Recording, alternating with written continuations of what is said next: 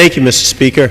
I'd like to thank my two colleagues, Mr. Klein from Florida, Mr. Yarmouth from Kentucky, for their insightful ideas and words.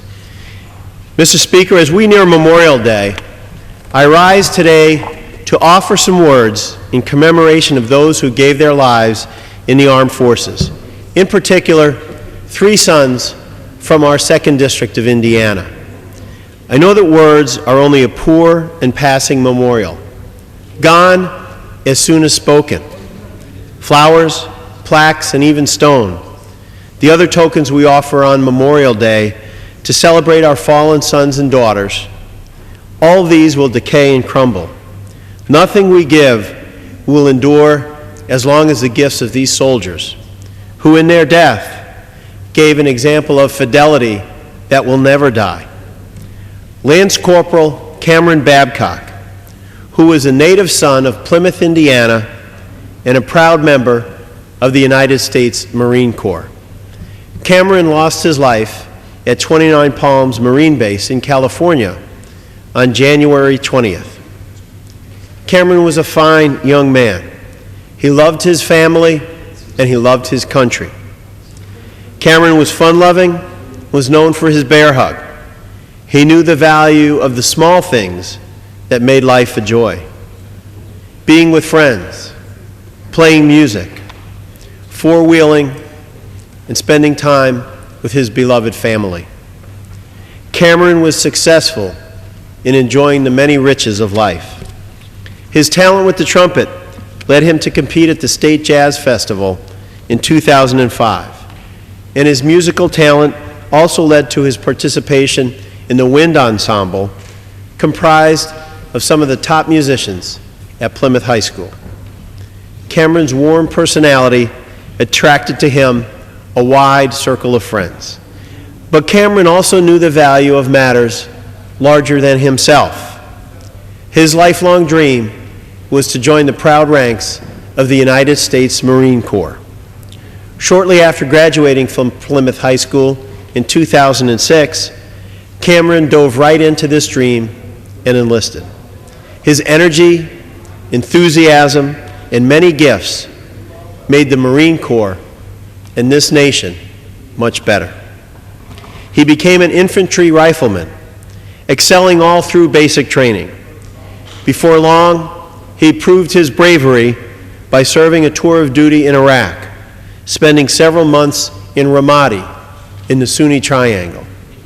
In this dangerous setting, Cameron continually did his job faithfully, and he did it well. He won a variety of honors for his service, and at the time of his death, was prepared to again answer the call of duty for his country and return to Iraq. Mr. Speaker, I also want to recognize the life and service of Sergeant Joseph Ford, originally of Knox, Indiana, a proud member of the Indiana Army National Guard. He died on May 10th, 2008, when his vehicle rolled over during a training exercise near Al-Assad, Iraq. For most of his life, Sergeant Ford was simply known as Joey. Joey had a love of learning throughout his life, in particular a passion for history that led him to attend the University of Southern Indiana to major in history. Joey's passion for history reflected a passion for his country. This passion, this patriotism, kindled in him the desire to serve his country. The dedication to military service did not come without challenges for Joe. In order to meet the physical demands of the military, he embarked on an aggressive weight loss program, losing over 70 pounds in order to be able to join the Indiana National Guard. This desire to serve his country did not stop at the water's edge. His commanding officer, Lieutenant Chastain, stated that Ford wanted to be the gunner on an armored vehicle rather than the driver. Instead of Joey, he exemplified what a dedicated soldier is. This dedication was honored by his posthumous promotion from specialist to sergeant and the awarding of a Bronze Star. Mr. Speaker, great as his love of country was, he also loved his family, in particular his parents, Dallery and Sam, and his wife, Karen. Joey had met the love of his life while he attended the University of Southern Indiana. His friend and fellow guardsman, Keith Osland, noted that his conversations with Joey during training and in Iraq generally ended not with concerns about the mission, but concerns about his family. Osland wrote in his tribute to Joey that Joe was a new husband and he loved his wife dearly. When his mom, Dallery, was asked about the one thing she would want her son remembered for, she said, "He was so kind to everybody." At the memorial service, it was amazing just to see all the unique people who loved Joey. He never wrote off anyone, and he was friends with everybody, all shapes, sizes, all walks of life. Joe was a gentle soul.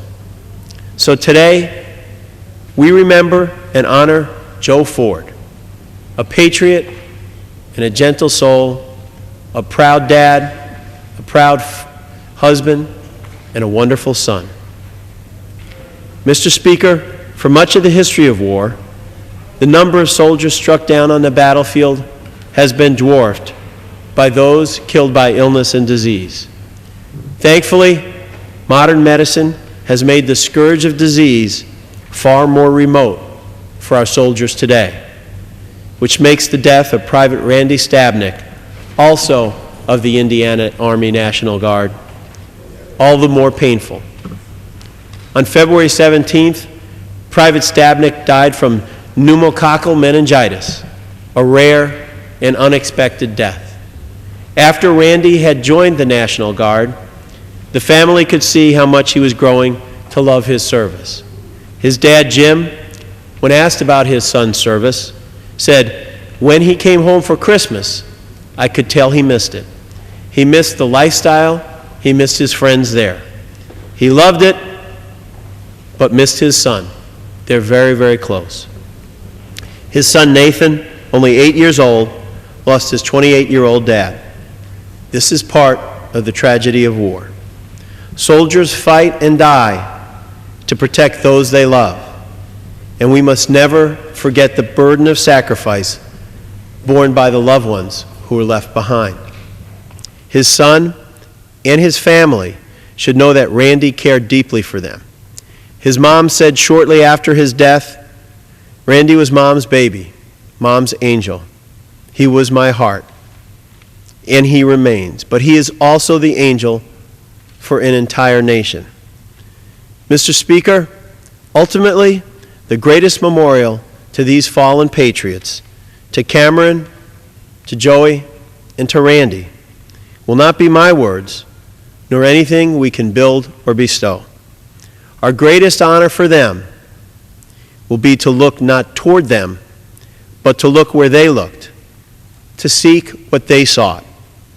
If we work for that same good for which they gave their lives, if we create a nation at once more just, more secure, and more free, we will be a brighter beacon in a frequently dark world. And we will have given our fallen brothers and sisters a true memorial worthy of them. Thank you, Mr. Speaker. I yield back the balance of my time. Under the Speaker's announcement,